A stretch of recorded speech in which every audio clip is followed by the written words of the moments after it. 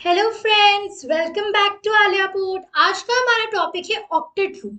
तो octet rule दिया था ल्यूइस और कॉसेल ने। इन्होंने क्या बताया था, कोई भी एटम है, कोई भी अगर एटम है तो उसकी स्टेबल स्टेट में जो उसकी आउटर मोस्ट शेल है उसमें सिर्फ 8 इलेक्ट्रॉन्स ही होंगे, ऑक्टेट रहेगी। ऑक्ट का मतलब 8 होता है, इसीलिए ऑक्टेट रूल। 8 इलेक्ट्रॉन्स ही हो सकते हैं स्टेबल स्टेट में। ये कहा था ल्यूइस और कॉसेल ने। और उन्होंने कहा था कि जब एक रिएक्शन होती है तो सिर्फ आउटर मोस्ट शेल के इलेक्ट्रॉन्स पार्टिसिपेट करते हैं, जो अंदर होते हैं उनको उनका कुछ भी पार्टिसिपेशन नहीं होता है। तो ये जो थ्योरी है बेसिकली क्या बता किस बेसिस पे है, ये ल्यूइस को 8 नंबर ही क्यों इतना पसंद है। देखो, मान लो ये आपका एक ये न्यूक्लियस है, तो न्यूक्लियस सबसे ज्यादा स्टेबल कब होगा, उसने मैथमेटिकली प्रूव किया कि सबसे स्टेबल होगा अगर एक क्यूबिक फॉर्मेशन से सराउंडेड। Cubic formation as in something like, इसको एक क्यूबिक फॉर्मेशन से सराउंड करना है, तो ये न्यूक्लियस एक स्क्वायर, ये एक स्क्वायर, ये आपका एक क्यूब बन गया। देखो टिपिकल। अब हम क्या चाहते हैं, एक इलेक्ट्रॉन आ जाए हर कॉर्नर पे, एक एक इलेक्ट्रॉन यहाँ आ गए, तो कितने टोटल इलेक्ट्रॉन्स आ गए, जितने टोटल कॉर्नर्स एक क्यूब के हैं कितने बने, 8 कॉर्नर्स बने। इसीलिए उसे था कि 8 इलेक्ट्रॉन्स ही सराउंड करेंगे, इसलिए वो 8 नंबर के पीछे इतना पड़ा कि नहीं 8 इलेक्ट्रॉन्स ही होंगे। बिकॉज ये प्रूव मैथमेटिकली कि स्टेबिलिटी कब है, अगर न्यूक्लियस एक क्यूबिक फॉर्मेशन से सराउंडेड है। और ये क्यूबिक फॉर्मेशन मतलब एक electron at every corner of the cube. Cube के होते हैं 8 कॉर्नर्स, व्हिच मींस कि इसके आसपास 8 इलेक्ट्रॉन्स ही आउटर मोस्ट शेल में होंगे। तो जो उससे का स्टेबल कॉन्फ़िगरेशन आती है NS2np6, राइट, जैसे 2s2 2p6 3s2 3p6 ऐसे। ये n और n सेम, ये n सेम होना चाहिए, n ये n और m अलग अलग नंबर्स नहीं, n सेम होना चाहिए। सेम नंबर s के आगे और सेम ही p का। अच्छा, बट ये ऑब्वियसली काफी बार गलत प्रूफ हो गई है थ्योरी। एक्सेप्शंस बहुत आते हैं, राइट। अगर एक्सेप्शन की थोड़ा सा ढंग से बात करें, फर्स्ट ऑफ ऑल आते हैं आपके ट्रांजिशन मेटल्स। उनमें क्या होता है, s होता है, p होता है, साथ d भी होता है। इस d में क्या होता है, d की वजह से इसमें कैपेसिटी 2 की होती है, इसमें 6 की होती है, इसमें 10 की होती है। टोटल कितने बने, 2 6 10 18, इससे टोटल 18 इलेक्ट्रॉन्स बन रहे हैं। हाउएवर ल्यूइस एंड कॉसेल ने कहा कि 8 ही आ सकते हैं, ये एक एक्सेप्शन हो गया।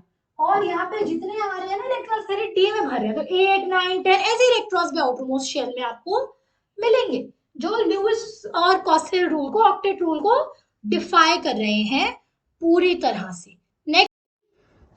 एक आपकी आती है जो आपकी सूडो इनर्ट गैसेस होती हैं। जैसे एग्जांपल अगर हमने जिंक का, तो जिंक की क्या कॉन्फ़िगरेशन होती है, आर्गन वाली कॉन्फ़िगरेशन जो स्टेबल है, 7 3d10।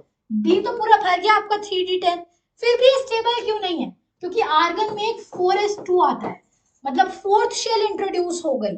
ये फोर्थ शेल इंट्रोड्यूस अगर हो गई है, अब ये फोर्थ शेल पूरी नहीं भरी है, लेकिन अगर ल्यूइस कॉस्टल रूल के हिसाब से चले तो जिंक स्टेबल है, नॉट है एक तरीके से, बट नहीं है क्योंकि फोर्थ शेल 4s2 भी इन्वॉल्व हो गई है।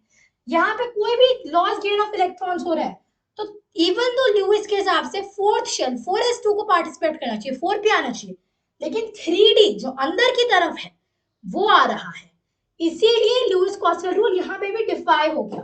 कहाँ पे, सूडो इनर्ट गैसेस पे। उसके बाद तीसरी चीज आपकी आती है expansion and contraction of octets. Expansion और कंट्रैक्शन ऑफ ऑक्टेट्स। तो ऑक्टेट की जो एक्सपेंशन कंट्रैक्शन होती है उसके पीछे क्या लॉजिक होता है, दैट इज, जैसे मान लो BF3 है तो बोरॉन F F F है ना, इसमें कोई लोन पेयर नहीं बचा। बोरॉन के पास टोटल 6 इलेक्ट्रॉन्स है, लेकिन होने 8 चाहिए, फिर भी BF3 स्टेबल है। तो यहाँ पे क्या जो ऑक्टेट है वो कंट्रैक्ट हो गई है। सिमिलरली अगर मैं PCl5 बनाऊं, PCl Cl Cl Cl Cl, Lewis causal rule के हिसाब से 8 इलेक्ट्रॉन होने चाहिए, लेकिन टोटल कितने बन रहे हैं, 2 2 2 2 10 बन रहे हैं, जिससे जो ऑक्टेट है मेरी बड़ी हो रही है, एक्सीड हो रही है। इन अदर वर्ड्स मेरी ऑक्टेट एक्सपैंड हो गई है। और लुईस कॉसल रूल के हिसाब से पॉसिबल नहीं होना चाहिए, लेकिन ये एक्चुअली एग्जिस्ट करता है। BF3 भी एग्जिस्ट करता है जिसमें कंट्रैक्शन हो रही है, और PCl5 भी एग्जिस्ट करता है जिसमें एक्सपेंशन हो रही है। और अच्छा, फिर एक चीज आती है आपकी odd electron species. Odd electron species में क्या होता है, देखिए जनरली हम क्या करते हैं, बॉन्ड बना दिया, फिर लोन पेयर्स निकाल दिए।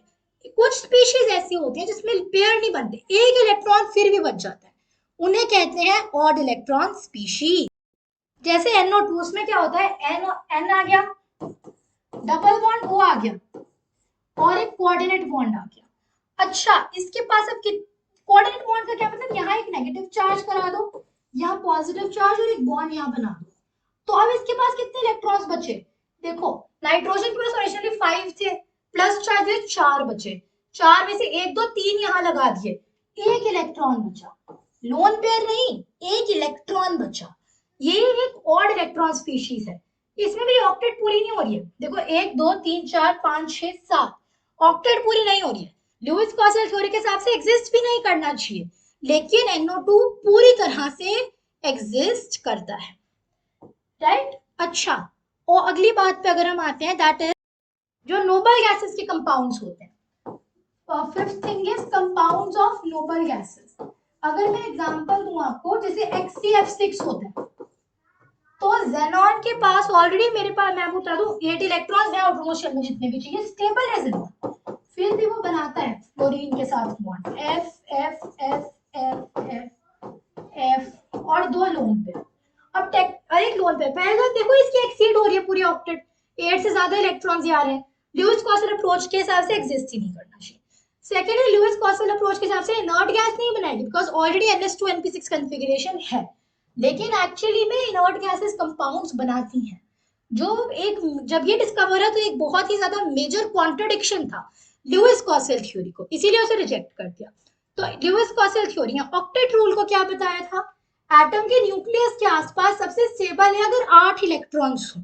क्यों, क्योंकि लुईस और कॉसल ने मैथमेटिकली प्रूव किया सबसे स्टेबल होगा अगर एक क्यूबिक फॉर्मेशन में होगा, और क्यूबिक फॉर्मेशन मतलब एक कॉर्नर पे एक इलेक्ट्रॉन, तो 8 इलेक्ट्रॉन। फिर हमने देखा कहाँ कहाँ डिफाई होते हैं, transition metals, pseudo inert metals, expansion contraction of octets, odd electron species, और नोबल गैसेस के कंपाउंड्स एग्जिस्ट ही नहीं करने चाहिए, और अगर हम ऑक्टेट रूल के हिसाब से चले, जो एक मेजर कॉन्ट्रडिक्शन था ऑक्टेट रूल को। So that was all for today's video. Goodbye, thanks for watching.